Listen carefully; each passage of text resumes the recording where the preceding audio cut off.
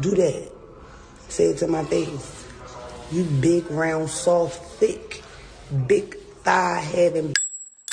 Oh man, yikes. This beef between DJ Akademiks and Mona is about to get uglier than Charleston White. First off, why is everybody shots fired. Charleston didn't even do nothing. What? He just wanted to be in it. so angry these days? We're 2 weeks away from Christmas. It's supposed to be a joyful time with the holidays coming up, but instead, every single day we got crash outs coming from left and right. Now, as his beef with Mano is winding down, looks like DJ Akademiks already has a challenger coming up in Mona. Mona, aka Don't Call Me White Girl, is a comedian. She used to work with Gillian Wallo on their podcast. Right. She eventually left their podcast to go and now she with Joe Budden. Start her own. Now, very similar to DJ Akademiks, Mona has a hardcore audience that rocks with her. They know she's not perfect. They know all her history, everything she's done wrong in the past, her getting locked up for scamming allegedly. No matter what she does or what she goes through, her fans still rock with her. They sell out her shows every single time, and they also watch her podcast. Now, a couple months ago, Mona recently joined the Joe Budden Podcast. Last week, while they were discussing DJ Akademiks and Mano's beef, Mona revealed to the cast that she does not like DJ Akademiks. She was not a fan of Akademiks using war in Chirac to start up his career in hip-hop. The overall message Mona was trying to get across is, hey, if you're not from the streets, if you've never done street shit, do not speak on street stuff online. But I think that's kind of crazy because nobody says that to the news. It's funny how we only beef with us. It's never a problem. It's not funny. We know what it is. It's never a problem. It's never just like everybody giving 50 Cent a hard time for making the Diddy documentaries. It's 17 other Diddy documentaries. No doubt. Amazon Prime, Apple TV. Everybody got Diddy documentaries, but we take our time to shoot at 50 Cent because he's a black man. Because he's black. He too close to the fire. You can't do that. We only the white man should be allowed to report on us allegedly. You don't fuck with that. I'm sorry, I just don't. Did you not gather that from the last? Listen. Do y'all really want to know? Do y'all really want to know for real? When I found out the history of him, like how he started, I was just like, what the fuck? People let that fly? Like they're reporting on Chicago and stuff like that. I don't know. I'm not a big fan of people that are like not in the streets at all, doing all street content. I just don't get that. Like, you know what I mean? I just feel like you have to be at least adjacent to it to be able to report on it. You know what I mean? In my personal opinion. I don't want to hear shit from a square that wouldn't even walk through these blocks they discuss every day. I don't. That's my personal opinion. Now, Akademiks did respond. And like she said, that's her personal opinion. That's a fair assessment. That's how you want it. But I just don't know why that doesn't apply to the news and 60 Minutes and all the expose pieces. Why the white? That's the same mentality that allows, like, you ever see the white bloggers? Yes. To come through the hood. Hey, guys. It's like they'll talk to both sides of the gang and nobody gives them no problem except for that one dude that got shot. I forgot his name. What? But yeah, it was one. I forgot his name. He went down for I think he kept filming. We did this. I think he had like a hole in him. He's like, hold on. Just sit on the curb. Were these your ops who shot me? I'm back to Mona. He said, shorty, you're not relevant enough for me. You've been clout chasing me for a couple years now, and I have no clue who you are. Here's what Ak said. Digitally, media happens now. I think I played a great part in it because you know what? You get the Dusty Dyke bitch over Joe Budden Podcast. I don't even know who she is. She can't stop talking about me. They keep talking about the war in Chirac. Which, by the way, completely incorrect. The war in Chirac ain't won't pop me off, but you know, the uneducated scammers like that will say that.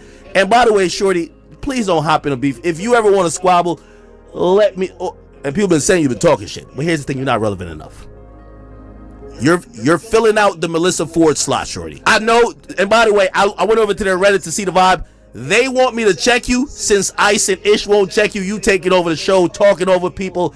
Bitch, we don't want to hear the dyke bitch that's a white chick, come from Philly, nothing attractive, just saying a bunch of dumb shit, limited knowledge and limited vocabulary. We don't want her taking over the podcast, okay?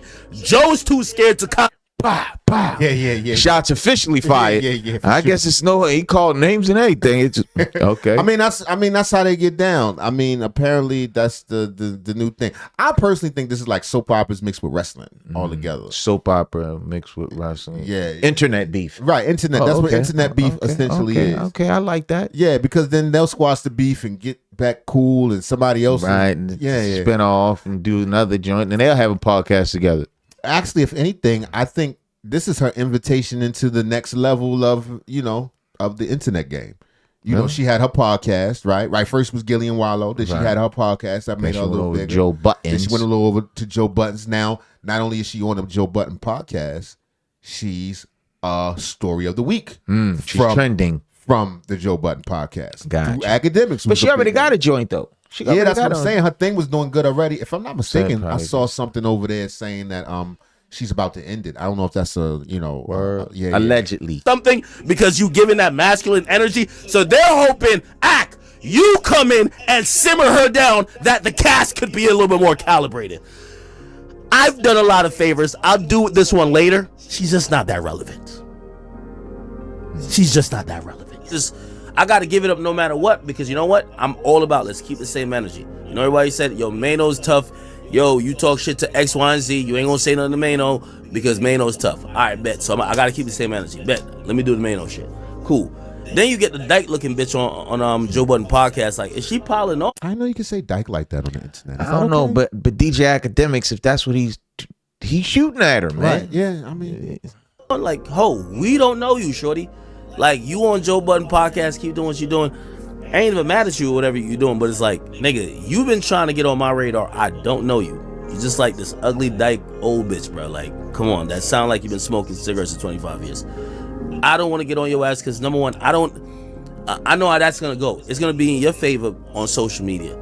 Bitches is gonna want to support you because they're gonna think, because that's what they do. They support these loser ass thinking that's how they take me down. But then you got the bitch on Joe Budden podcast, bruv. I don't know if Joe not paying you enough. Joe getting $20 million. You don't need to do that clout chasing, because I don't think nobody even watch your shit. I think you got your own podcast. You know Joe, my mans. Me and Joe, we had an iconic show. Bro, don't bring your little issue with me over there. Like, keep it on your podcast and nobody watching. Now, I gotta imagine the guys up there at the Joe Budden podcast definitely told Mona, hey, Academics will not stop. Best believe if you engage with him, he will expose whatever secrets you're hiding. Mona, that's all good for the algorithm. They don't care.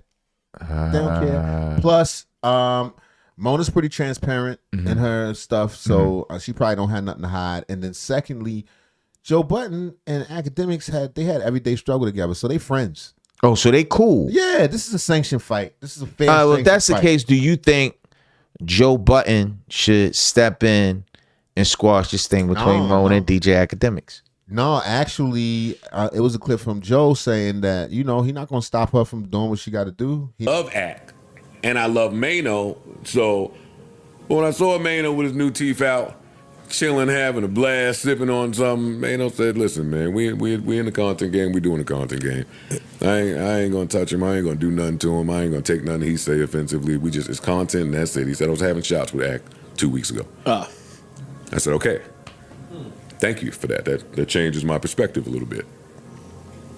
So shout out to Mano. Shout out to Mano. Shout out to Act. I mind my business a lot. Shout out to Act. What'd you say? That's why I mind my business. I don't comment on things. I would have never brought it up. I would have never, and she went in. I gotta see it. She brought it up, and she don't know like who cool with who and who. Say, yeah, fuck Act and the Chirac, yada yada yada yada. But I don't suppress nobody's voice. Yeah, it's good to let her. Yeah, she's expressing herself. I don't suppress nobody's voice. The funny shit is they on our ass because of that. Who? Them. Not going, you know, because him and Academics got a relationship. They understand how the podcast game goes. Like you said, son, it feeds the algorithm. It feeds the algorithm. She got something to say it. said, I do not give two fucks. I've been wanting this smoke with Academics for years now. And she doubled down. Here's what she said. Y'all waiting on me to respond to that big, thick stud Academics. Y'all got me fucked up. Well, I wish I would. Look how you called me a scammer. You're a rat. Look how you called me a scammer. You ratting in your comeback. Your comeback is radish. You fat, rat, stinking bitch. You go to events, you can't even be the fuck seen. You gotta be in the background. You come to the events when you come to the events through the back and sit in the back with everybody that's sitting in the back because you can't sit in the front because you scared because you a bitch. What I look like going back and forth with a bitch? Say it to my face, bitch. Do that. Say it to my face. You big, round, soft, thick, big thigh having, big hip having, fat bitch. You sit up in that motherfucking mansion, drunk as shit, spitting. She said he had a Coke bottle shape. man, we not Say he gonna a figure feed eight. this. Son, don't feed into this, son. And the next, that's because what she man, said. I'm just trying to interpret what she said. Out on that stream, you think you somebody because a bunch of white boys gas you. She's like a tall chipmunk. You look like no, which was Albert Simon, the one that make the cakes. A bunch of niggas that don't get no pussy gas you. Fuck you, bitch. Fuck you and them niggas that follow you, bitch. Fuck you. Now, I'll be honest with you talking guys. right there. Who she look like? Who Rick Ross' baby mother? She had the little Tia Kemp vibe. She had the teeth with the keep licking her teeth. Is that the thing with the but teeth? she got a better mouth situation.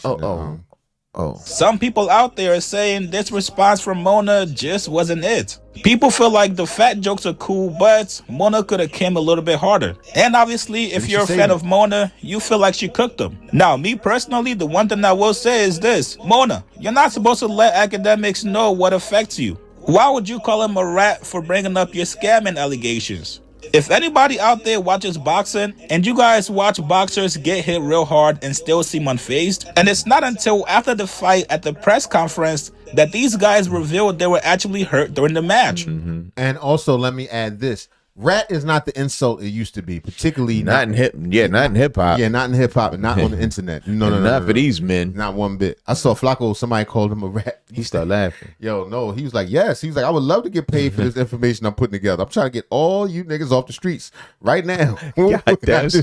Academics will have no issues bringing up whatever scamming allegations you have.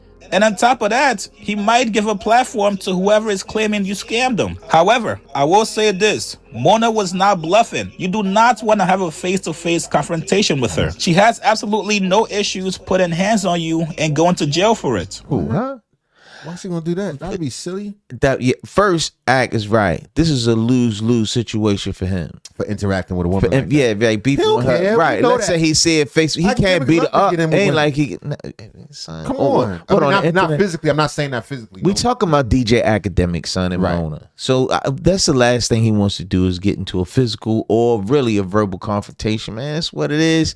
She said she don't like you. All right, cool, man. You still eating anyway. They both gonna eat.